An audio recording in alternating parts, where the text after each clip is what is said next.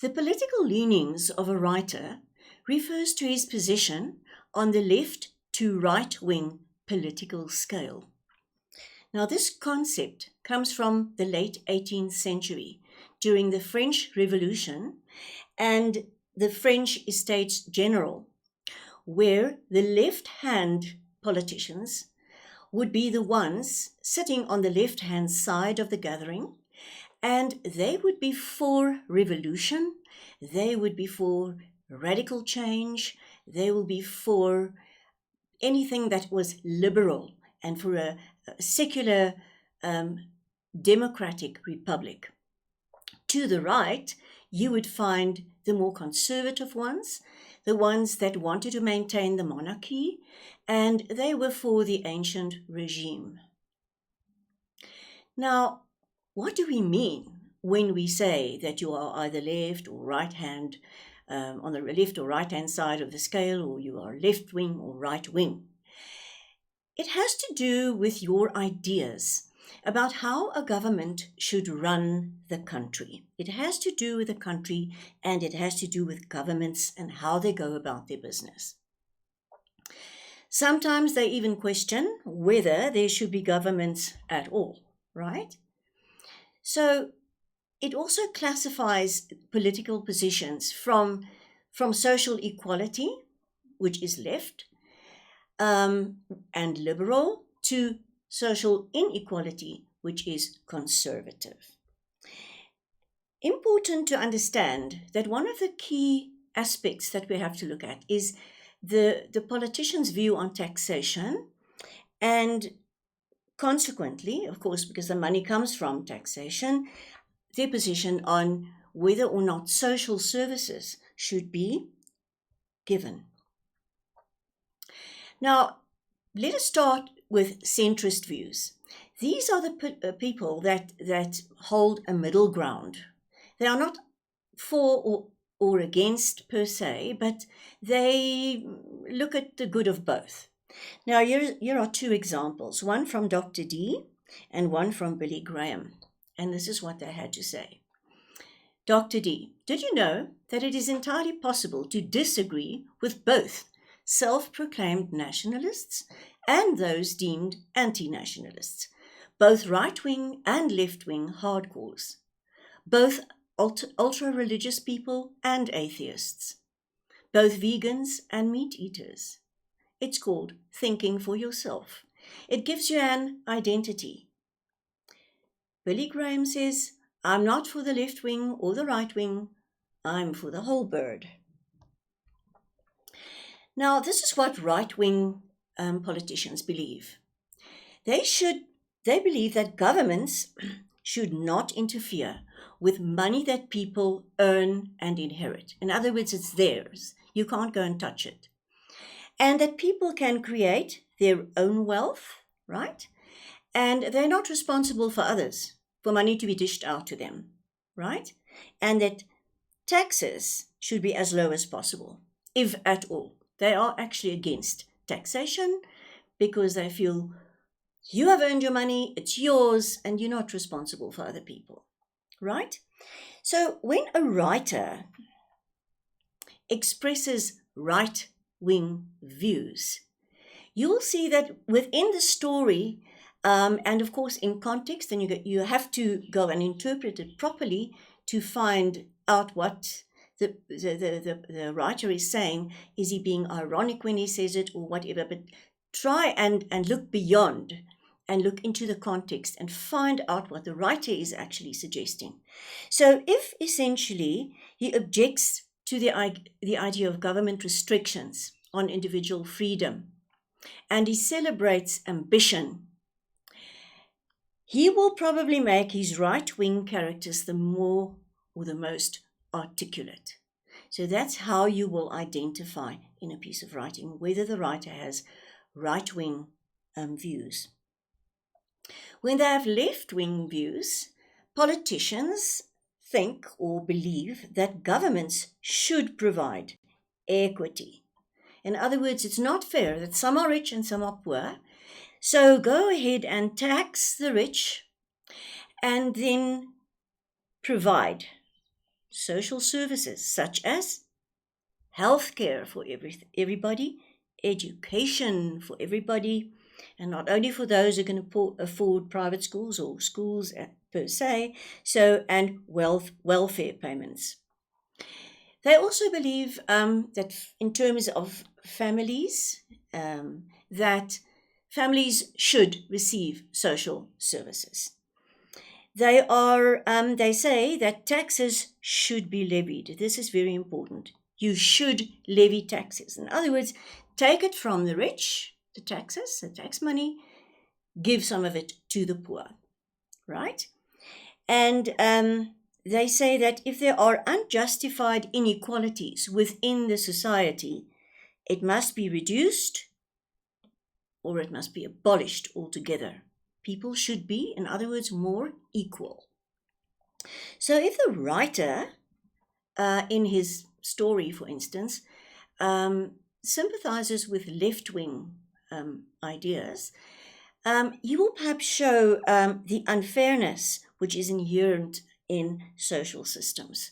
He will show that up and make it look horrible so that you can see that he actually sympathizes with left-wing ideas. They don't like that some are privileged and some are not. And they will also make their left-wing characters more articulate. And you will clearly get the feeling or the mood within you that this is actually how the writer feels you should feel. Right. Now, let us have a look at an example where left-wing sympathies are expressed in a piece of novel writing, and just a little extract from The Great Gatsby. Now, we know for sure that Scott F. Fitzgerald made his narrator, Nick Carraway, his sort of spokesperson in the book. So we can assume that these were also the views of the writer, Fitzgerald. Now, this is what Nick Carraway has to say about Tom and Daisy Buchanan. Now, Tom and Daisy Buchanan are from the East Egg. They are extremely wealthy and they're from old money, right? In the West Egg, there were wealthy people too, but they were from new money. So these were old, established, rich people, and they're very used to the wealth that they have around them. So this is what Nick Carraway eventually, after a series of events, this is what he has to say about Daisy and Tom. They were careless people, Tom and Daisy. They smashed up things and creatures and then retreated back into their money or their vast carelessness or whatever it was that kept them together and let other people clean up the mess they had made. So we can clearly see that the writer uses the narrator to object against the idea that wealth should protect you. In other words, you can do whatever you like. You can be as corrupt as you like, but your wealth will get you through. So he was against it. And you should be, in other words, implicitly accountable for whatever you're doing, and you shouldn't let wealth get in the way. Right, now we've got another example, and here we have an extract from Animal Farm, and we know that Animal Farm eventually strove for equality for everybody. It's basically communist views, and it's called communism or animalism in the farm, where all the animals should be equal. They should be rid of monarchy. They should be rid of authoritarianism. So as the novel, of course, unfolds, things start to change, and those in power started to become extremely corrupt, and they really started to imitate the situation as it was before the revolution. So you need to keep the context in mind when you are now going to judge whether the sentiment which is expressed here is left or right wing. Out of the door of the farmhouse came a long file of pigs, all walking on their hind legs.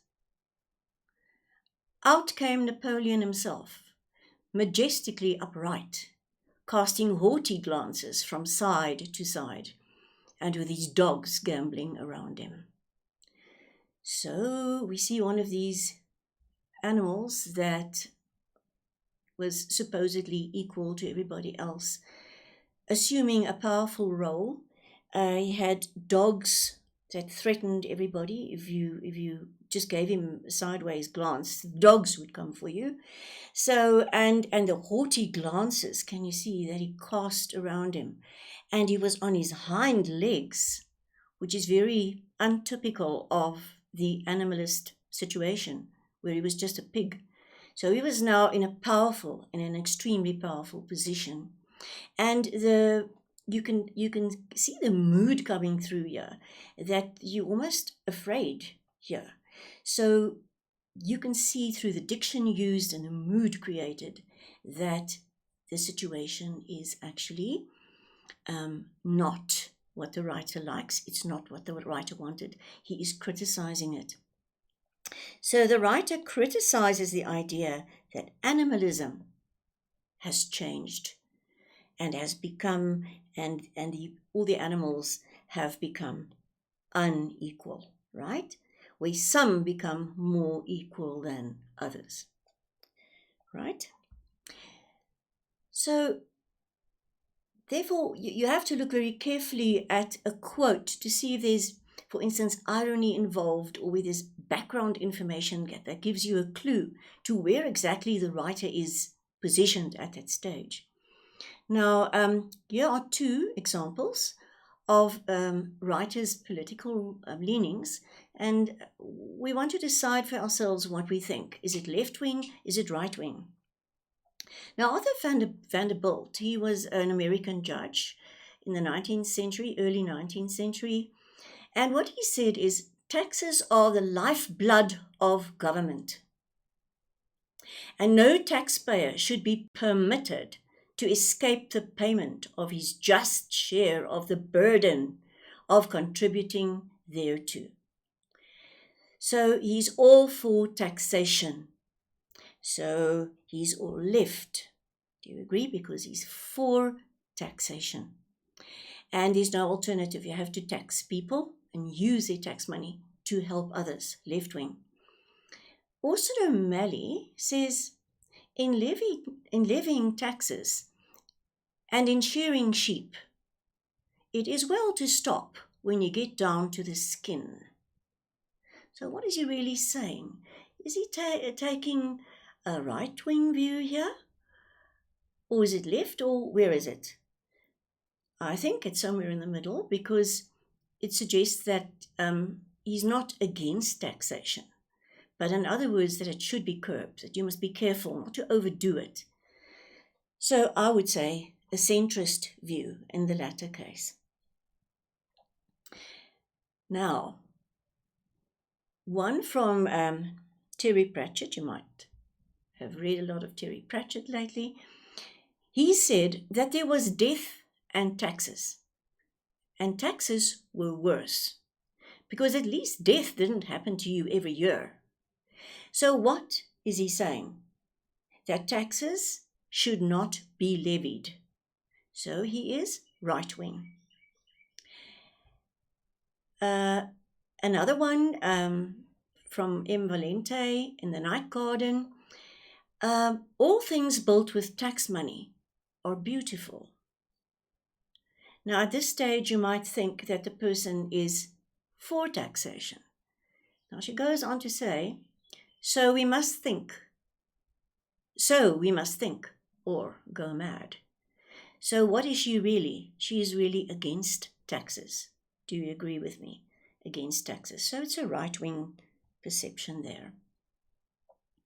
Winston Churchill, lastly, we contend that for a nation to try to tax itself into prosperity is like a man standing in a bucket and trying to lift himself up by the handle. So he's actually saying that taxation is not really going to work Do you understand? So you cannot tax yourself into prosperity. So I leave you to decide what wing is being favored here. And on that note, I look forward to seeing you again in our next lesson. Bye for now.